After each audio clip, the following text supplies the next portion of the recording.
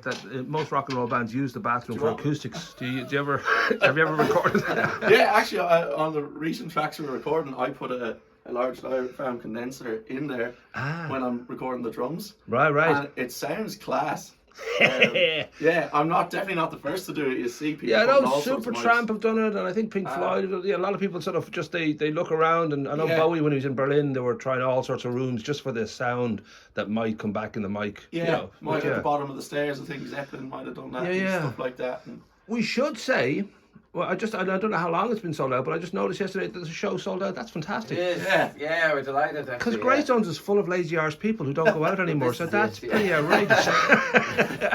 We're thrilled that it sold out. Sold out, I think, on was it Thursday night or Friday morning or something like that. Something like that. And, we were absolutely thrilled that it sold out like a week before the gig is. Now, go ahead. I was thinking on the way down here, you know, when it comes to your music, and you've both been making great music for many years now, you always struck me as, and maybe we've addressed this before, as, you know, a man out of time. That sort of feeling that the music doesn't really belong necessarily right now, that it's both timeless, but also it takes all its sort of inspiration from that great 60s, 70s. I don't know if that's a fair kind of assessment, or whether you feel it's everything, like, you know, that you know, you're listening to, you know, new stuff and it gets thrown in the pot, or... How would you guys describe the music that you make? Yeah, I guess like everything we do, it's all made with, I suppose, real physical instruments, you know, played with human hands. And so, you know, that I guess that's in some ways a throwback, because a lot of music these days is made on laptops and computers and stuff like that. And so, yeah, I guess I always love using, you know, acoustic instruments as much as we possibly can, because it has a lot of character. You know, a human playing an acoustic instrument recorded by microphones, I feel like, you know, you can't go wrong unless you're playing an instrument that you don't know how to play. But but like the Mute the TV stuff would be a bit more like there's some synth in there.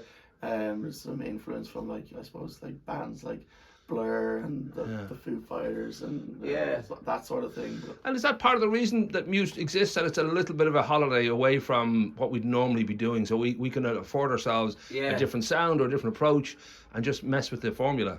Yeah, totally, isn't it? Absolutely, yeah, because that's the idea of the gigs, that like El's gonna do some of his like original stuff, then mine, and then we'll do the band. But like, I don't know, yeah, we come up with different styles and stuff, so this is like a vehicle, I suppose, for the more rocky stuff, I guess. Yeah, and it gives us a chance to, you know, kind of rock out a bit. Like, our acoustic stuff is singer-songwriter stuff with the guitars and pianos, and so Mute the TV, because we love rock, gives us a different place to do that. It's great crack, it's good fun. It is. Well, jumping back a little bit to the man at a time thing, I always love the fact that, Dylan, there you are making, like Eddie, but you're making very great kind of 1960s pop records and sort of stuff that really bounces and has that sort of Beatles influence.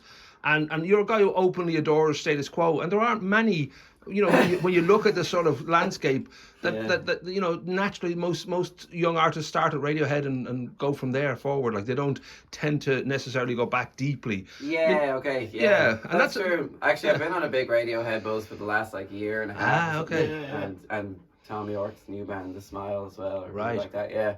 But yeah, God, not many people admit it, but I'm a big Quo head. But that's from mom and dad and stuff. Like, brainwashing us and stuff, and just, Was it ever like a period of time where you sort of became aware of where your music fits into the scheme of things? Because, you know, if you're grown up with parents who adore music and they're naturally kind of involved in their era mostly, was there a time when you realized, oh, okay, this is, you know, like a different generation. The music that I love is not what's in, you know, in the charts right now. It's actually something that has a much longer shelf life. And was there a point where you tried to, you know, fight it, or was it always just, this is great, I love it? Why would I? Yeah, I don't think I've ever tried to fight it, but just like, I've obviously had thoughts being like, Jesus, if I just put out like a real poppy thing that wasn't me, like, then would we make it somewhere? But like, that's not what it's about. Like, I just want to do like what I do and what comes natural, I guess. And that, like, if that comes across, then that's the goal, I guess. Well, that's the thing. You look at Greystones and someone like Ezra Williams, they've got an album that's given them huge amount of, you know, attention in the NME and RTE, and they're just one to watch kind of thing. And I know that they're based, I think, down in Cork now, but the album is doing very well, and they're playing festivals, and yet same thing as confessional songs about how, you know, emotional things are kicking you around the place a little bit, and that idea that ultimately it's all the same, and yet if there's a different, I don't want to say packaging, but just that there's like a quirk in it, that it becomes like an indie thing, and yet it's ultimately always going to be the same, really, at the core of it.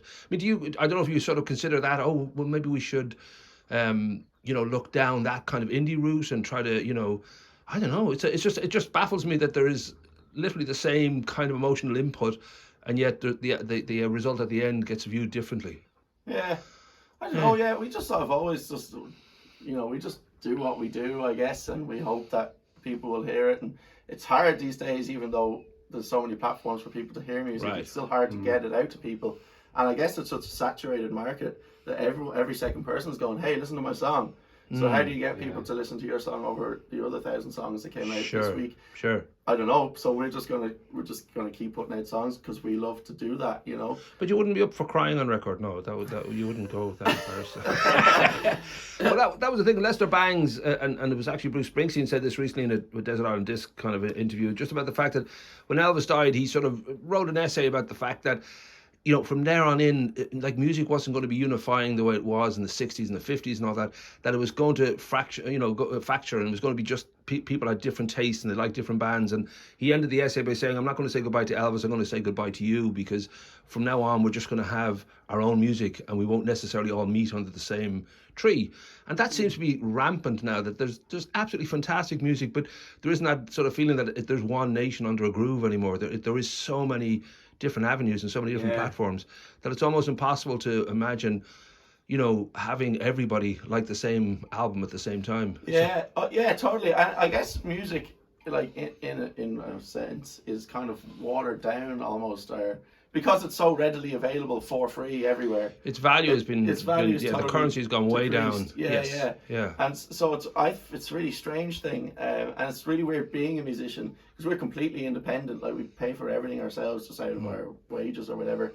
And so, like, everything costs you money to do a thing, and then your art is out online for free. But like, it has to be for people to get out there, because that's now the way the world works, I guess. But it's really weird. I don't know. Like, I still buy CDs, so I love that. But I know that's kind of rare. Obviously, LPs and stuff have come back, so people are buying more records.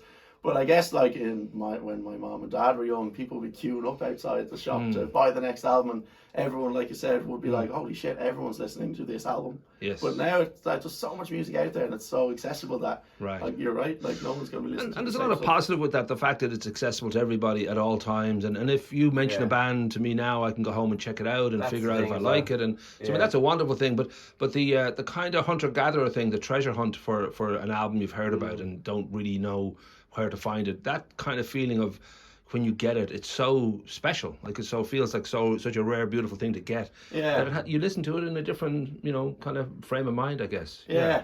I also feel that when I was younger and you'd go to gigs, you go to see Bob Dylan or whatever, or Status Quo and Steve Earle or whoever it was, it was like they were like, some sort of like gods, because you didn't know anything about them. Right. Maybe it's because I was young, but also because there was no social media, I didn't know what they were having for breakfast, lunch, and dinner, and what they were doing every day. And so it was like they were like, oh my God, there they are, when they finally come out stage. It was really like amazing and special. Now I find I go to gigs, I'm like, oh, there's your man. Yeah. I see him every day on Instagram. The mystery of it. Sure. Yeah, the mystery of it's kind of gone, which is good and bad, I guess. Except for Bob, I guess he's still got. He manages to still. And Bowie pulled it back for the last 15 years. He wouldn't do interviews or anything else, and that became kind of mystic. But it's almost like if Santa had an Instagram account, it would take away a lot of the magic of Christmas. Oh, this fecker, he's back again. Yeah. So we should. I know you've kind of hit on it, but in regard to the show itself, I mean, when it comes to Mute the TV, I don't know whether that's something that you feel, well, we're definitely going to, continue that as a separate little entity that will just feed a certain kind of kick, or whether this is, a kind of temporary. How do you sort of feel about the actual setup of Mute? Well, we've got 3 more songs almost finished recorded in there for Mute the TV. And Ingmar Kyang is going to mix them. He's mixed all the Mute the TV songs so far. So yeah, we're working on them at the moment while we're rehearsing for the gig, while I've just released a new song of my own, and Dill's just released a new song of his own.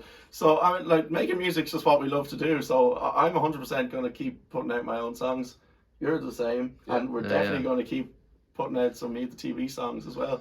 don't see any sign of stopping any of them, really. Yeah. We would encourage people to bring their inner punk and inner rocker to the gig on Friday for the mini-TV set. This is going to be wild.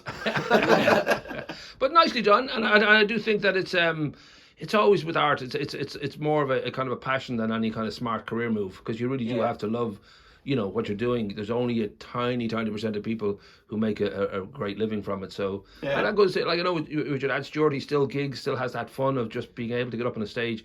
And for those 2 hours, it's like everything stops. It's just perfect. Yeah. So If we stopped and thought about it, we probably jacked it in years ago.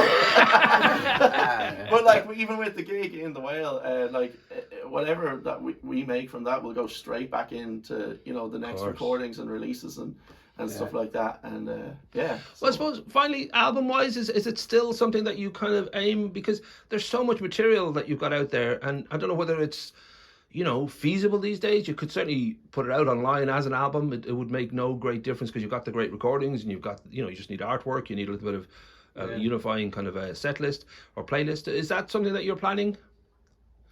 Kind of. We're happy enough kind of bashing out singles and stuff as well. Right. But I guess the goal at some stage will be to compact it into one. Yeah, well, I saw a thing on Twitter recently from someone that works in the industry in the UK, and she basically was posing the question: why are artists that are not, high up in the food chain, why are they putting out albums? Right. Because not enough people are going to hear it. So then they'll put all their creative energy into something that then it's not going to hear. And she wasn't saying not to do it, because obviously people make albums just for the love of art, but she was sort of suggesting or asking, is it better to just do a song at a time and see, can you build a fan base, and then once you've got a bit higher up the ranks, then go, here's an album, so that it just sort of, I suppose, doesn't go to waste, is what she was sort of asking. Well, I do think that after a certain amount of material is released, though, the idea of putting a stamp on that time of your life, because chances are in 10 or 15 years time you wouldn't necessarily go back to the those recordings and say, well, let's include those. You'd almost feel that was us then and this is us now. And there's something about the album that's reassuringly kind of, this is a statement of this is who these people are, and this is what we do, and Crampton's Come Alive, that just has to be an album title. Speaking of artwork as well, you mentioned it. If anyone's watching this that does artwork and stuff, we like to work with different people as much as we can. I have Photoshop and I try my best to do it for us, but I haven't a clue what I'm actually doing. So we always look to try and collaborate with people, especially with the mini-TV thing, because we kind of want it to be a collaborative thing with artwork. And Ingmar feels like the extra member of the band, because he takes the songs in a new direction. He's your George Martin. With his mixing, which is great. And I should say there's nothing wrong with laptop music. It's just nothing. It's just something that we don't do. It's all the different colours, because it suits. There's you couldn't live without Kraftwerk, and at the same time you couldn't live without the Beatles. I mean, they're both ends of the same spectrum, really. It's just the tools you use. If the result is still a spark, that's all that matters, really. And if you love it, then cool. But we'll include your emails and all that for any artists who want to get involved, and just generally we'll obviously do the Instagram links and social media links, but then also 3 singles in the last few months, lads. May, you've got 2 out in the last. It's crazy, but I'll get all the links to those and let people catch them. But well done. Thanks, Paul. Thanks, Cheers.